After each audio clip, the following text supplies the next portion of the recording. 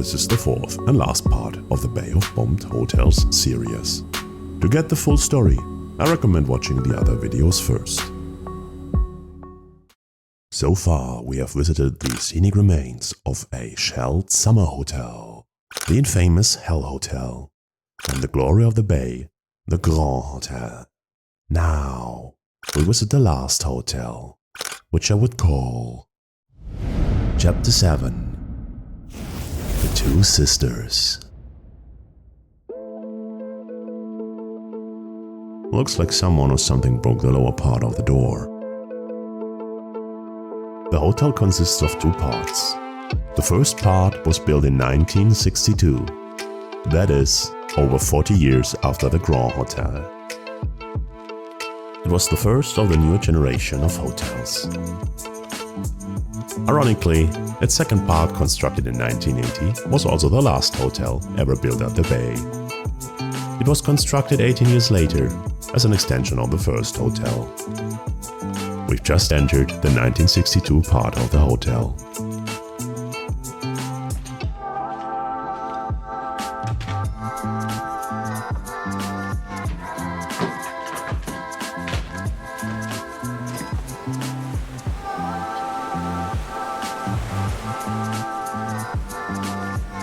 The sun is starting to set.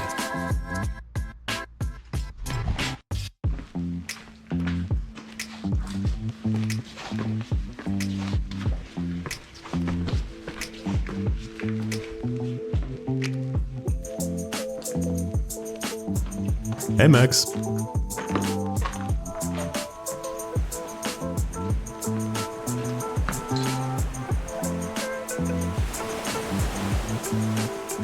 The ocean feels great.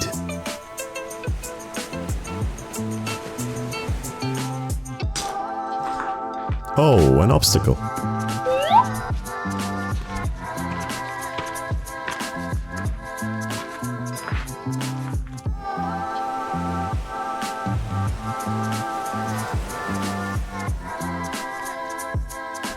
So we'll also go to the main building. Taking a peek. Oh, looks promising. Or not. Oh. Alright, there appears to be no passage between the 1962s and the 1980s part. So let's go back to the ground floor. Let's mind the gap again. That wasn't here before, was it? For a luxury hotel, these are some pretty narrow stairs.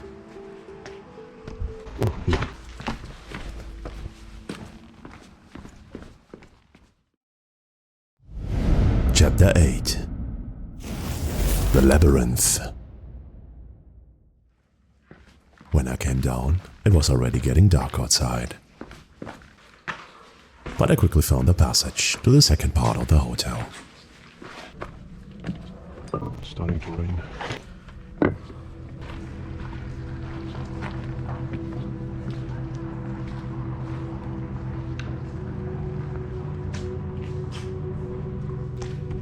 Last time I explained that these hotels were built with money from the military budget. In the 1980s, the military seemed to want a return of investment. So they opened one of the hotels for foreign guests. Many of these guests were from the UK. However, the military elite still met here from time to time. It is to be assumed that at least some of these tourists had a double O status and loved martinis.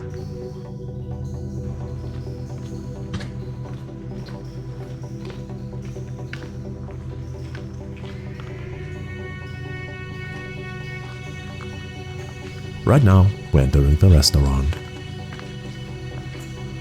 Wow.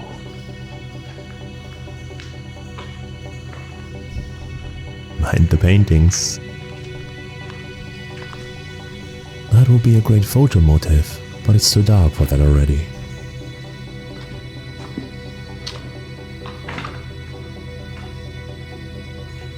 Today, investors are still interested in restoring the area. They talk about rebuilding the Grand Hotel and demolishing everything else. So far, however, no restoration plans have actually been implemented. This fascinating place will therefore remain for some time to come.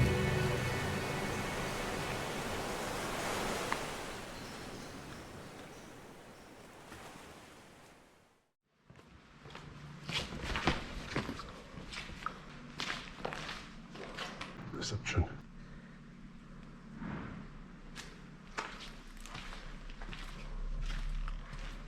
Always wanted to know what's in the back area of the reception.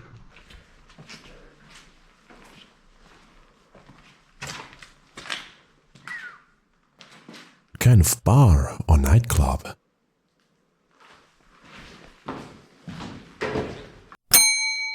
In retrospect, this is when it all started to go downhill.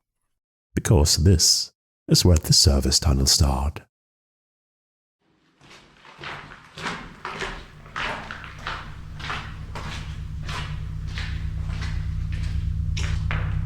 This is not the usual decay. Maybe a grenade? Same here.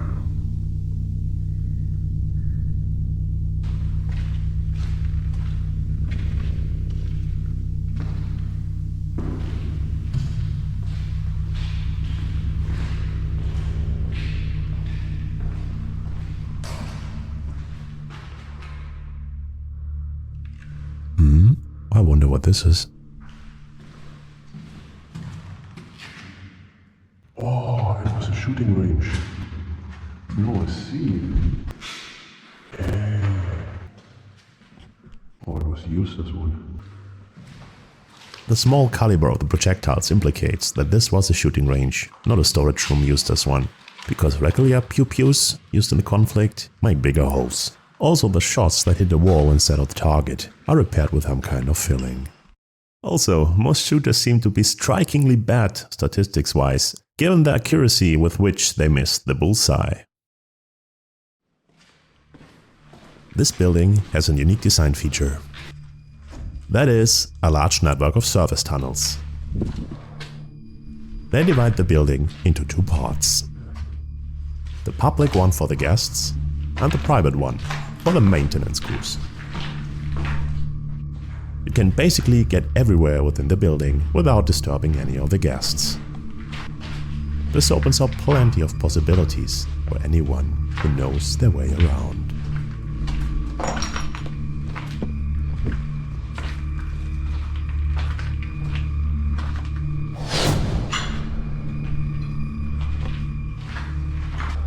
Disclaimer: I don't know my way around.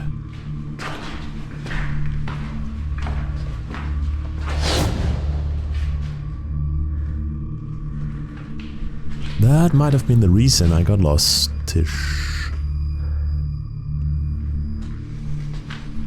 It has not escaped my notice that it's getting darker and darker in here. Besides, it is unbearably hot in these corridors.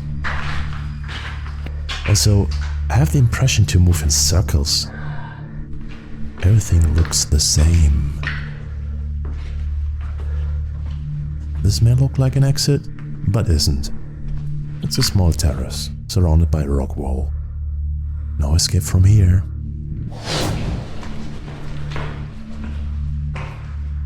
Huh?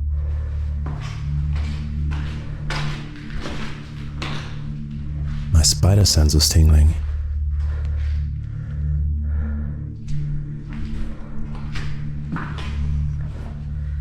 Yeah, the elevator doors here look much better than downstairs. Observation chair. Highest point of the building. Secluded location. Hard to find. Wind and rainproof. Outdoor area nearby. Perfect sleeping spot. It's after dark. Funny smell. Conclusion. Oh, if I would be homeless, I would sleep here. Oops. Well, that may or may not have been a person there, but I'm making a tactical retreat. There's nothing worse than scaring a sleeping person. That could end badly. Where was the entry again?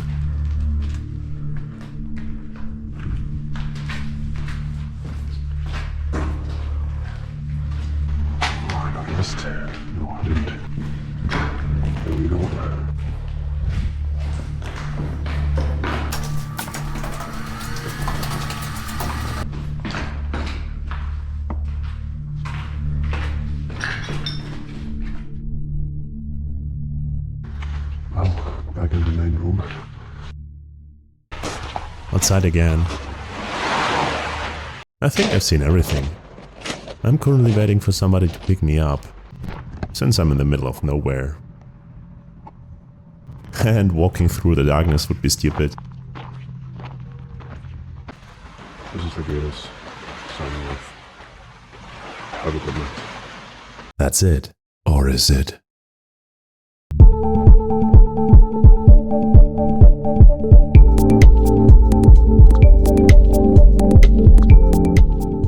Alright, my friends will be here for another hour. They have the choice between picking me up or getting pizza. Can't say I blame them. I would also betray my best buddy for a pizza.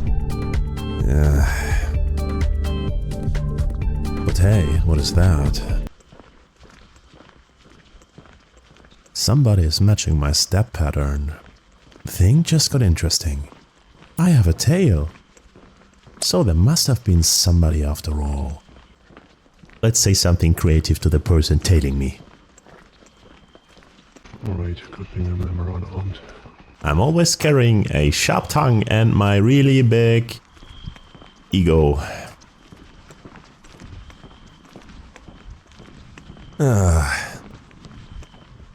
Out of all the people in the world, why couldn't it be the two girls I met in part 1?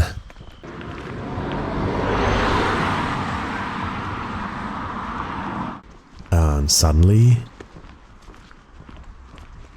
the second pair of steps is gone.